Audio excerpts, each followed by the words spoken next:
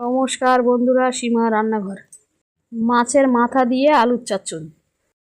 আলু কেটে ধুয়ে নিলাম, মাছের মাথাটা কেটে ধুয়ে নিলাম, হলুদ দিলাম, লবণ দিলাম, মাছের মাথায় মাখিয়ে নিলাম, কড়া বসালাম, সর্ষের তেল দিলাম, তেলটা গরম করে মাছের মাথা দিয়ে দিলাম, মাছের মাথাটা ভেজে তুলে নিলাম, মাছের মাথা ভেঙে নিলাম, সর্ষের তেল দিলাম, থেকে কেটে রাখা আলু দিলাম, আলুগুলো ভেজে তুলে নিলাম, পেঁয়াজ দিলাম, রসুন দিলাম, কালো জিরে দিলাম, লবণ দিলাম, হলুদ দিলাম, জিরের গুঁড়ো দিলাম, লঙ্কার গুঁড়ো দিলাম, মশলাটা কষে নিলাম, অল্প জল দিলাম, গরম মশলার গুঁড়ো দিলাম, আগে থেকে ভেজে রাখা আলু দিলাম, নাড়াচাড়া করে নিলাম, জল দিলাম, ভেঙে রাখা মাছের মাথা দিয়ে দিলাম,